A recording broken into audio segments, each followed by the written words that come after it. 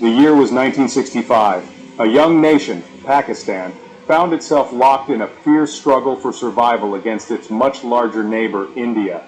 The battleground was a tinderbox, ignited by the flames of conflict. One sector in particular became the epicenter of this struggle, Cham. It was here, amidst the din of battle and the specter of war, that a legend would be forged in the heart of a young officer named Lieutenant Colonel Nasir Ullah Babar. The importance of the Cham sector was not lost on either side. For Pakistan, it was a vital gateway, a strategic linchpin in its defenses. For India, it represented an opportunity, a chance to strike a decisive blow. As tensions escalated, both sides poured men and machines into the region, transforming it into a cauldron of anticipation. The Indian Army, under the cover of darkness, had launched a massive offensive, their objective to overrun the Cham sector and cripple Pakistan's defenses.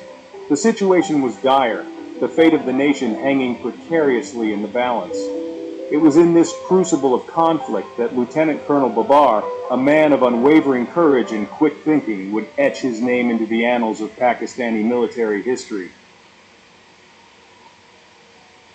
Lieutenant Colonel Nasir Ullah Babar, commanding officer of 3 Army Aviation Squadron, was a man of action. When the call to duty came, he responded with unwavering resolve. Tasked with flying Brigadier Ishaq, a high-ranking officer from Rawalpindi to Murree and then on to Rawalakot, Babar could not have known that fate had a more daring mission in store for him. The gravity of the situation is not lost on me. Time is of the essence, and the fate of our comrades in arms hangs in the balance.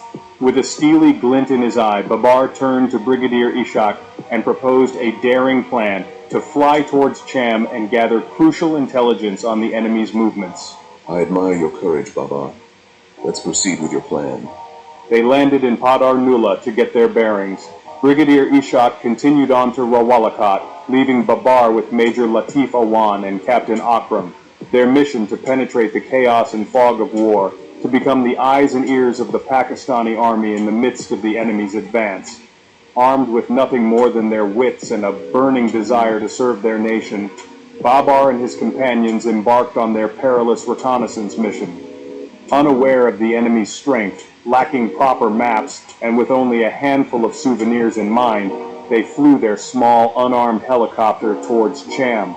Little did they know that they were about to stumble upon an opportunity to strike a blow for their nation that would resonate through history.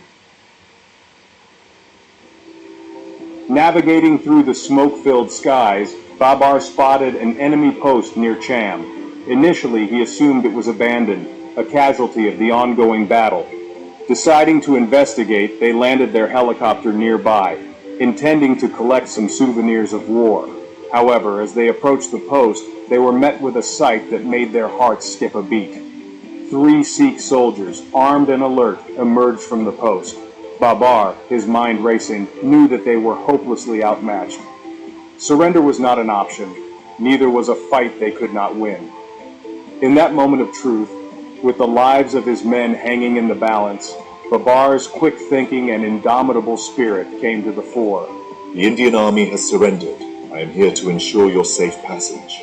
The Sikh soldiers, taken aback by Babar's unexpected arrival and his air of authority, were momentarily stunned into silence. As more soldiers, led by a junior commissioned officer, arrived from the main post, Babar maintained his charade. Resistance is futile. Cooperate, and you will be treated well. The bluff had worked. The Pakistani officers, through sheer audacity and quick thinking, had captured an enemy post and taken 55 Sikh soldiers as prisoners of war. Just when Babar thought he had secured the situation, the sky erupted in a symphony of fire and fury. We need to take cover, everyone. Move quickly. 2 Indian fighter jets, alerted to the commotion below, screamed overhead, their guns blazing. The enemy pilots, enraged at the sight of their comrades surrendering to a lone helicopter, unleashed a hail of bullets towards the captured post. Babar, his heart pounding in his chest, knew they had to act fast. Get down! Take cover now! The situation seemed hopeless. The small helicopter no match for the firepower of the Indian jets. But just when all hope seemed lost, The sky was filled with the reassuring roar of Pakistani engines. Two Pakistani F-86 Sabre jets, like avenging angels, swooped down from the heavens, their guns spitting fire and defiance. A desperate air battle ensued, the Pakistani pilots displaying incredible skill and bravery as they engaged the enemy in a deadly aerial ballet. The Sikh soldiers, witnessing the ferocity of the Pakistani response, were further convinced of Babar's earlier claims. Their morale broken, their hope shattered, they resigned themselves to their fate. The PAF Sabres, having successfully repelled the Indian attack, soared back towards their base, leaving behind a trail of smoke and a testament to the indomitable spirit of the Pakistani nation.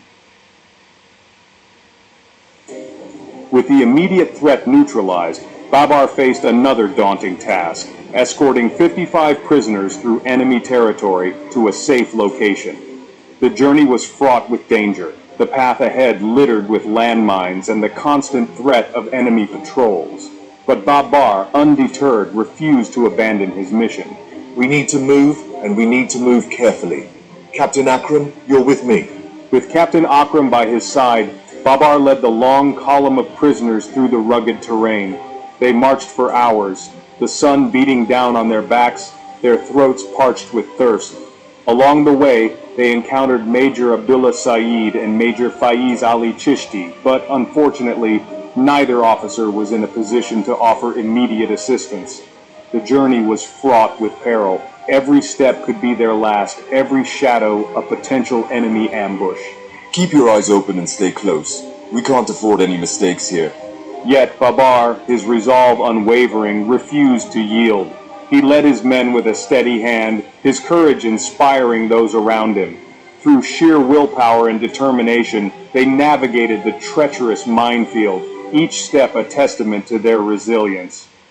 Finally, after what seemed like an eternity, they reached the Corps artillery mess at Potter around 8 p.m. News of Babar's daring exploits spread like wildfire, reaching the highest echelons of power. General Riaz Hussein, recognizing the significance of Babar's actions, personally informed President Ayub Khan. The nation, starved of good news, erupted in jubilation. Babar, the unassuming helicopter pilot, became a national hero, his name synonymous with courage, quick thinking, and unwavering patriotism. I was just doing my duty. The real heroes are the men who stood by me. Babar's story was splashed across the front pages of newspapers, his daring deeds recounted in homes and tea shops across the country. He was hailed as a symbol of Pakistani resilience, his actions a beacon of hope in those dark days of war. Even General Musa, known for his stern demeanor, couldn't help but express his admiration for Babar's extraordinary feat. Your actions have brought immense pride to our nation, Babar. You have shown what true bravery looks like. For his extraordinary courage and leadership, Babar was awarded the Sitara-e-Jurat, one of Pakistan's highest military honors. But for Babar, the true reward was the knowledge that he had served his nation with honor and distinction, that he had played a small but significant part in safeguarding its freedom. Lieutenant Colonel Nasir Ullah Babar's actions during the Indo-Pak War of 1965 stand as a testament to the indomitable spirit of the Pakistani soldiers.